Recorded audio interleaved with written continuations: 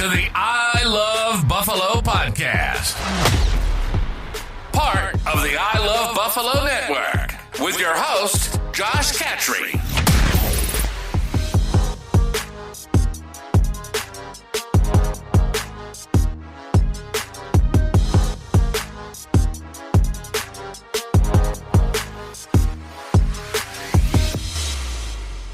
Welcome, good neighbors, to the I Love Buffalo podcast. I'm your host, Josh Catry. If you're new, a little bit about the podcast. We'll cover everything from Buffalo's news, business, sports, crime, art, music, politics, history, unsolved murders, corruption, jiu-jitsu, nature and the outdoors, entrepreneurship, upcoming events, and all things that champion the underdog city that we all love and the good people in it. Thank you so much for tuning in. Today on the podcast, there's been an arrest in the BPS cover-up. From trains to tacos, DL&W's market makeovers happening downtown. Our Lacrosse Dynasty of the North, the Bandits eye a Three-Peat. Spray and play, Buffalo's new spray parks are set to make a splash. And Buffalo's $70 million Cannabis Campus completes Phase 1. All of this and more on this episode of the I Love Buffalo podcast.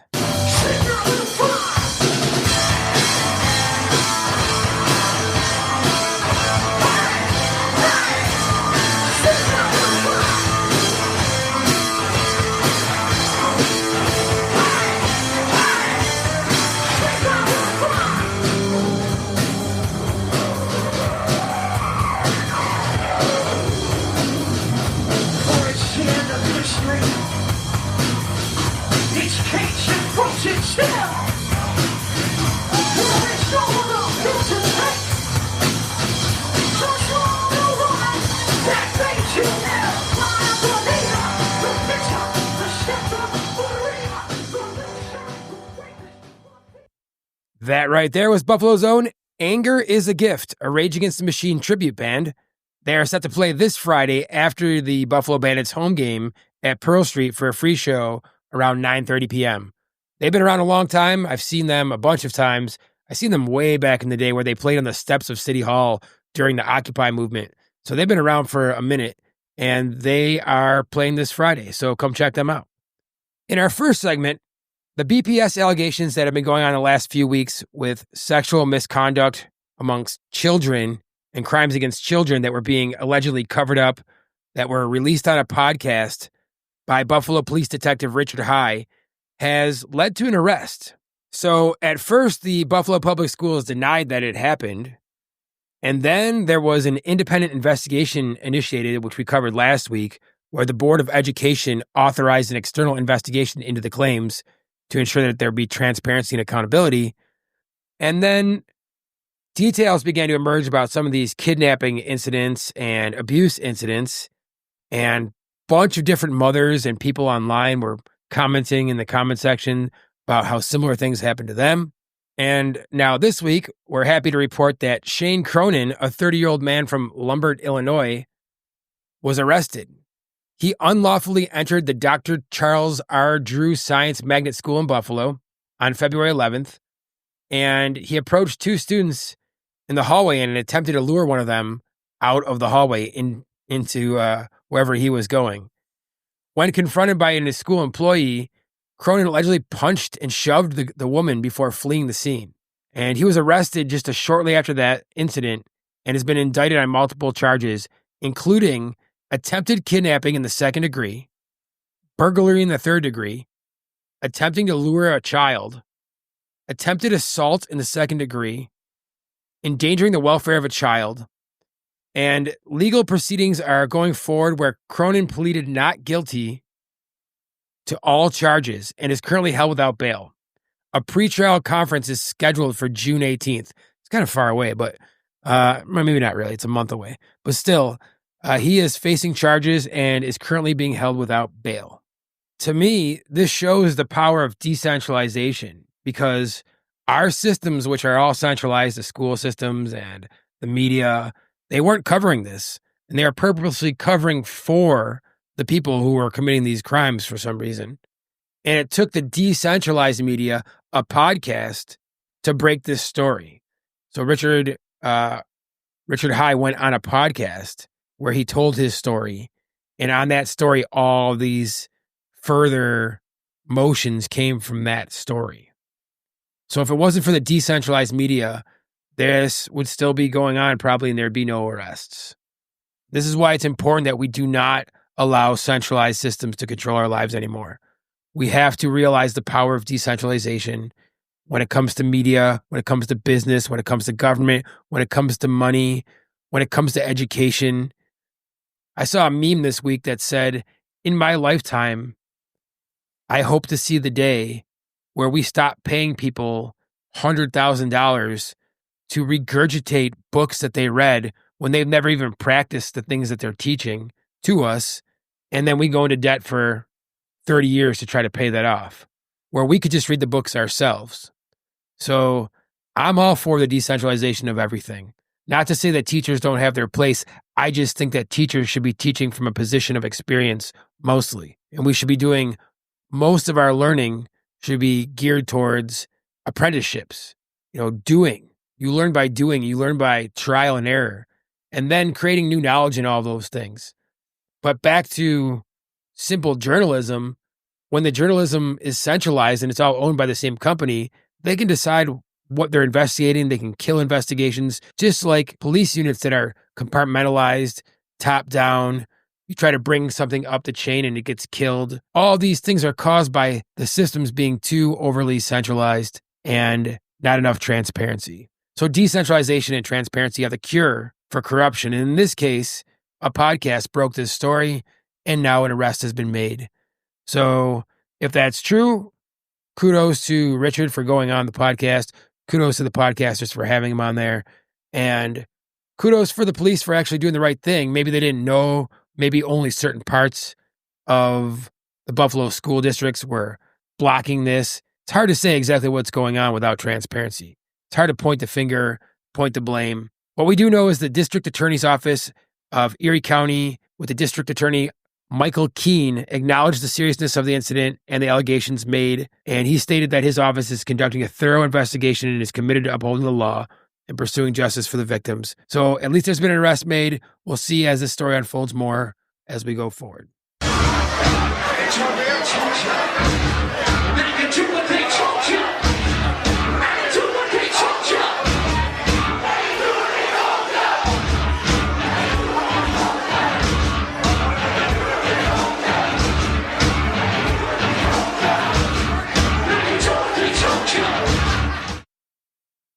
In our next segment, some optimistic news down inside of the Canal District. The DL&W terminal's transformation into Buffalo's premier public market is underway. The DL&W terminal is a historic structure along the Buffalo River. It's undergoing a significant transformation to become Buffalo's premier public market.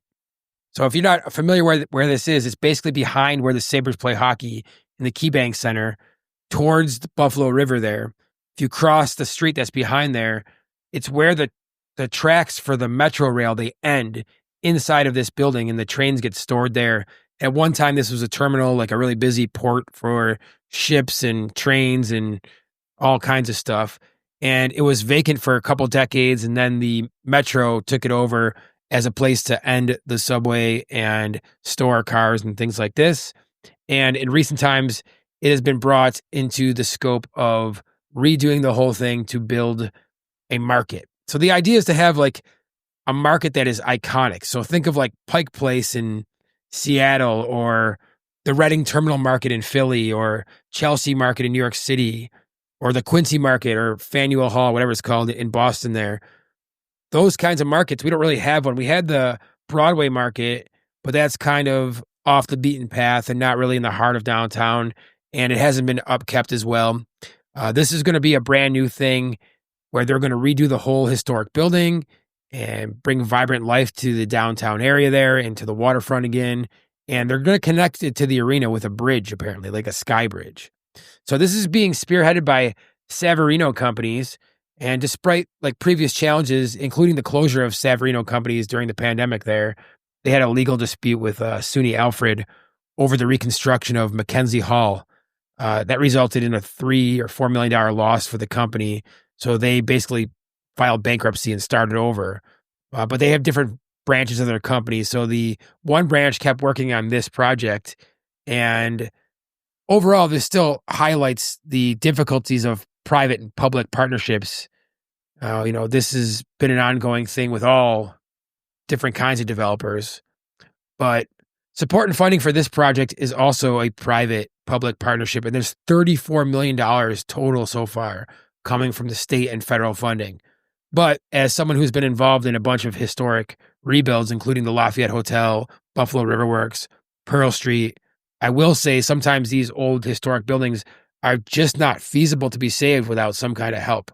So it's nice to have some kind of fusion. Usually the best kind of fusion, I think, is like tax breaks, right? So if you put your money into fixing up an old building that has historic value, you should receive some kind of tax break for a while to kind of offset that, because you did something good for the city and everyone benefits. Because it's a scary, big proposition to try to do something like that. So that much I do understand. But sometimes where this money comes from, and I'm not saying it in this case, but sometimes government money comes from very suspect places and it goes to certain people over and over again, and it's not really a total fair, transparent process like it should be. Sometimes it is, but sometimes it's not. I think that I've seen what Savarino's done around Buffalo. He has done some really nice reconstructions along the Buffalo River, not far from Riverworks. So I'm pretty optimistic about this. This is the kind of stuff we need to do, like the heart of downtown. I mean, look at Canal Side when it was just basically public. It's still sitting there with a hole in the ground and hasn't been finished in 15 years. It's just a big empty mess where the Aud used to be. Half of it's done. Half of it has grass and weeds growing out of it. Finally, they're getting closer to doing some more things, but it's been so much stalling and pushing back and forth. And I think that when it's heavily invested on the private side, things happen a lot faster. So that much I'm optimistic about. Despite the fact that $34 million are coming from state and federal funding, there's going to be a lot of private money involved as well. And they're going to integrate it with the Metro Rail. So they're going to work with the Metro Rail to obviously have a new place to put their cars and a new place for the Metro to end. The second floor of this building is beautiful. There's like these big, giant concrete patios. If you ever took a ride up the Buffalo River, you can see the patios on the side that just kind of sit there. They're going to create this into the public market vision. And there's going to be a Four Seasons indoor-outdoor space with a vibrant public market, including vendors, eateries, and communal areas. Buffalo is sort of a vibrant town when it comes to artisan markets, farmers markets, this kind of thing, where craft fairs, art shows, all this kind of stuff. So I think something like this should be a smashing success if they get it right.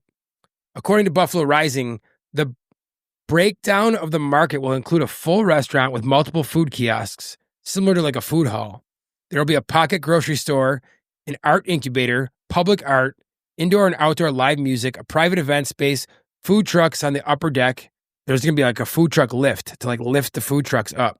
Concessions, games, a cafe, bar, farmers and food, artisan tables on the weekends, and other ideas being banded together that include a barber, a credit union, flowers, and various other everyday sundries. The project timeline: the first floor is expected to open to the public by March 2026, with the second floor redevelopment commencing thereafter.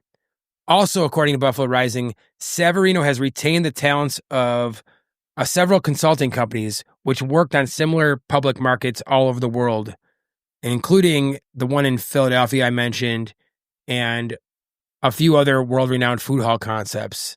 And the groups that they have contacted stated that the terminal is positioned here in Buffalo to become one of the greatest markets in the U.S. due to all the unique attributes, including water access and being next to the stadium in the heart of downtown. So this is pretty exciting news. This project aims to boost the local economy by providing a platform for all these small businesses. And it could be like a cultural and communal social hub. So I look forward to seeing what they can put on here. I wonder if they could do like jiu-jitsu tournaments and things like that on the inside. That'd be really cool. Maybe I'll throw a jiu-jitsu tournament there. I'll come out of retirement and try to do one inside somewhere in the wintertime. Being that this project is just a few blocks away from my office, I will keep my eyes on it and keep everyone here filled in on the I Love Buffalo podcast. In our third segment, the Buffalo Bandits are in the finals yet again. So our last episode, we aired a day early. We did not know the results of the final game for the Bandits, and they won. They swept the series, and they are going on to the finals yet again. This is the fifth consecutive finals appearance And the Bandits have reached the NNL Finals again, underscoring that this is a lacrosse town. I say this often on the podcast, but it's the number one most attended lacrosse team in the world right here in Buffalo, New York. And you can see why. It is an absolute dynasty.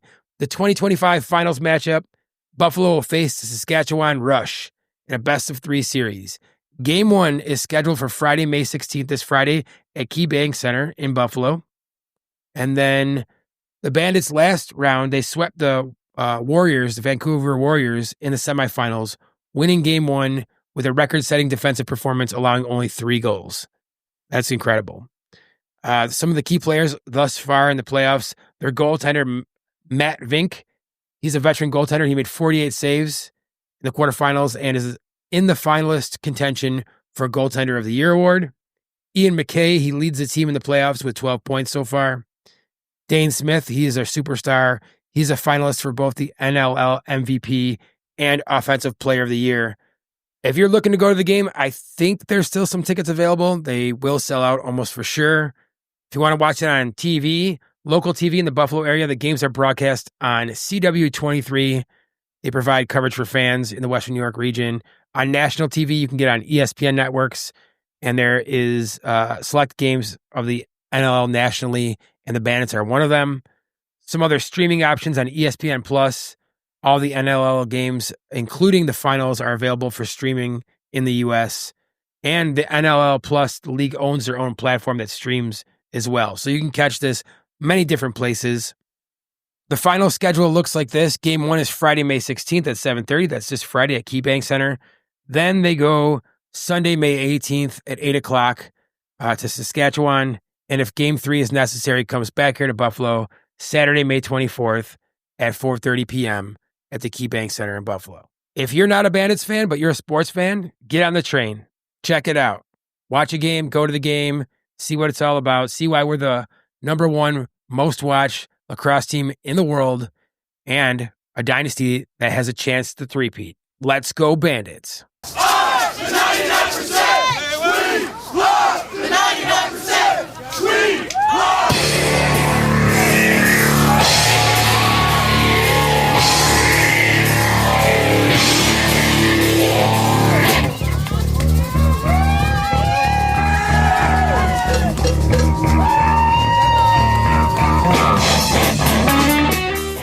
That right there, again, was Anger is a Gift. That was back in the day on the steps of City Hall in Buffalo, back during the Occupy movement, where people realized who the common enemy was and we were unifying against it. And then they squashed that.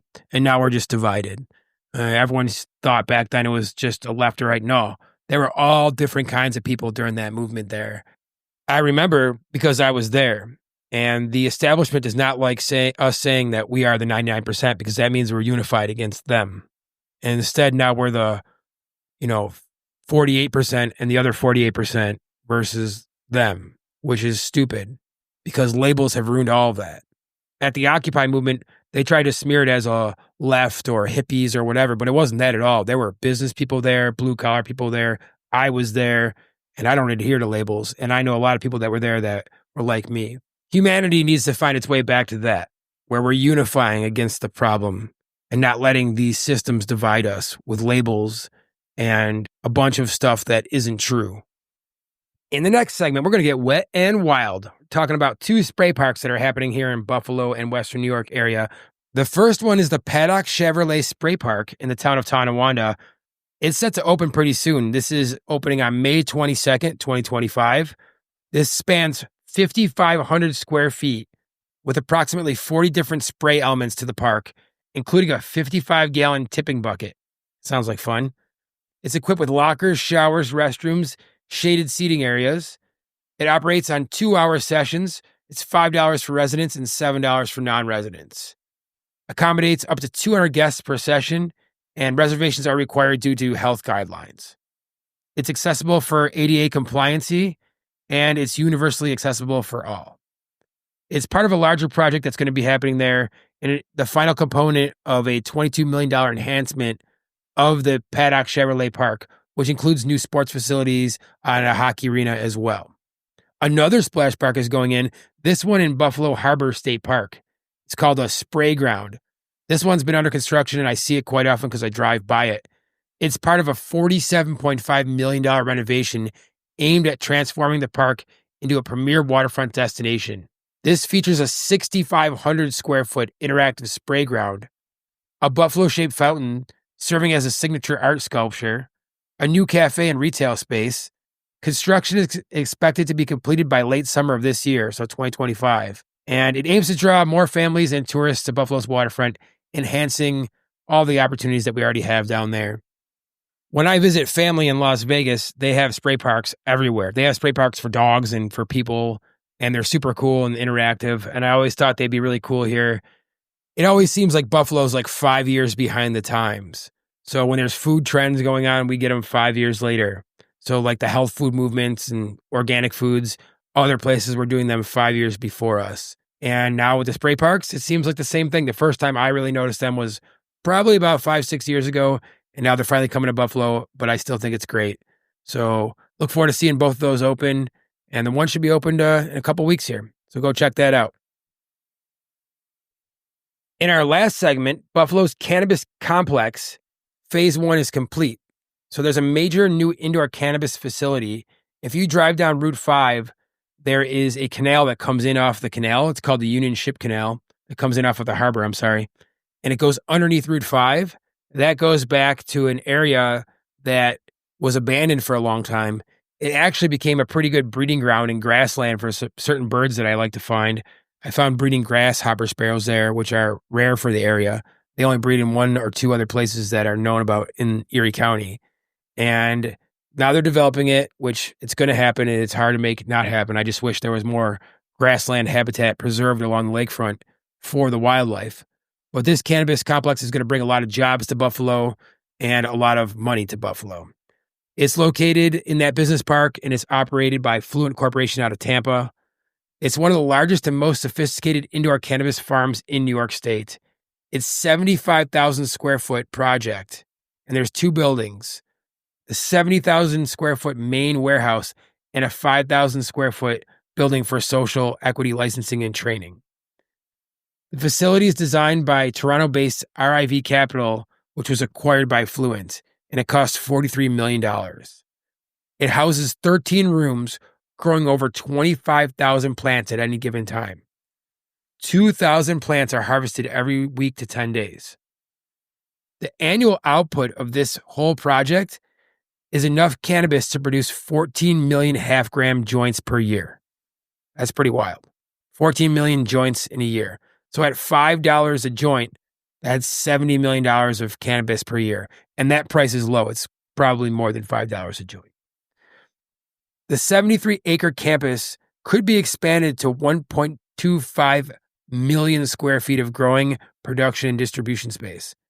Plans to house up to 8 companies producing various cannabis products, including oils, gummies, and beverages, are already in the works. It's starting with about 20 employees, and it should ramp up closer to 40 or 50 over the next year. The processes will use some automation, but most of the harvest work, like trimming and separating, will be done by hand in order to maintain quality, because when you use machines and robots to do that, the quality gets ruined, apparently. So the first plants are going to be brought in by June, and the first products will be produced by October coming out of this facility. This is positioned to be the flagship cannabis production facility in New York State. Brad Termini, the CEO of Zephyr Partners, describes it as cutting edge. The long-term vision includes further development and expansions as New York's cannabis market grows. It's not exactly clear the name brands that will be produced there, but once we know more about that, we'll let everyone know. So if you want to buy things that are being produced local, which I think is sort of important, even though this is a big giant corporation, it's still local. Still, providing local jobs. If you care about that sort of thing, we'll find out the names of the companies and brands that are being produced there and put them on a later podcast. All right, 'tis the season to get out, go fishing and birding and enjoy the outdoors. And this week's business that we're going to highlight is a fishing charter. It's called Rust Belt Sport Fishing. It's actually new as a charter captain this year. Kyle Kokonovich is a sport fishing guide. He fishes Lake Ontario for salmon, and he fishes Lake Erie for walleye and bass. He's an excellent fisherman. He's a competitive walleye fisherman. He competes on the circuit a lot. probably more than anybody I know, and I know a lot of guys that do competitive fishing. And this is his first year as a charter. It's probably the hardest year when you're a charter boat captain to get your first set of clients. Some of my other friends are well-known guides, and they're booked up year over year with the same clients coming back every year on the same dates. I know this because I'm one of the clients. Like the 5th of May, I circle every year and I go out with my friends because it is a day that is amazing. And this can happen to you for all different kinds of species. If you like walleye, if you like perch, if you like salmon, get at Kyle. You can reach him by phone at 716-228-4340 or just like Rust Belt Sport Fishing on Facebook. All right, a lot to highlight this week that's going on in Buffalo and Western New York. So if you're one of those people that sits around and goes, oh, there's nothing to do here, you're not paying attention because there's a lot to do here. So here are the events coming up for the week ending in 5/19. First of all, the West Seneca Farmers Market starts. That starts on 5/15. Also on 5/15, hip-hop artist Benny the Butcher will be at East Leaf Dispensary on Clinton Street in West Seneca there. Friday, 5/16, Buffalo Bandits finals. We went over that. Followed by, of course, Anger is a Gift, the band we've been playing this entire episode. They'll be playing around 9:30 at Pearl Street. It's a free show. There's no cover for that. Buffalo Ironworks on 5/16 at 8 o'clock has Crystal Ship, the Ultimate Doors tribute. The Hamburg Memorial Park on the 16th and 17th has the Hamburg Music Fest. This is a different lineup of bands each day. A bunch of bands that I'm very familiar with. I know Strictly Hip are playing there. There's going to be Letter to Elise, Crush, Strictly Hip, PA Line, all different kinds of varieties of music and more. Art Park kicks off their season on the 18th at 2 o'clock with Co-Chameleon Sing-Along, a family-friendly event for young children. Knox Farm State Park Mansion on the 18th from 10 a.m. to 4 p.m. has Love and Bloom Wedding Showcase featuring wedding vendors from all around Western New York. And that about does it for our events for the week. But there's a lot going on there to unpack. Find something you like, get out, meet people, build trust, and build something great this week, as we say at the Buffalo Open Coffee Club, which is 7:30 a.m. every Tuesday at the Seneca One Tower. If you want to meet some great business people and founders and tech people and just anyone who's interested in making connections in business and growing their businesses and businesses around them, especially entrepreneurs. Remember, a rising tide raises all ships. Get your kids into jiu-jitsu and have a great week. We're going to leave you with a little clip about being formidable. Being harmless is not the same thing as being peaceful. Being peaceful means you have the capacity for violence, but you keep it under control. I want to live in a society, personally, where all my neighbors and friends have the capacity for violence, but have it under control. So we know what it means to fight. We know what it means to do hand-to-hand combat. We know what it means to be good neighbors and defend each other and stick up for what's right. And you can only do that if you're formidable. That's why it's important to reconsider what that means. Peacefulness is not the same thing as being harmless. Peacefulness is a choice. This is for men and women, for all people. Be the best versions of yourselves, and with that version, we can protect each other and grow together. Be hard to kill. Be easy to love. Be kind with your words. Be generous with your time. Be ready to strike. Be controlled with your temper. Be open to growth. Be willing to heal. Be protective of your reputation. Be respectful of all. Be ready with a plan for violence.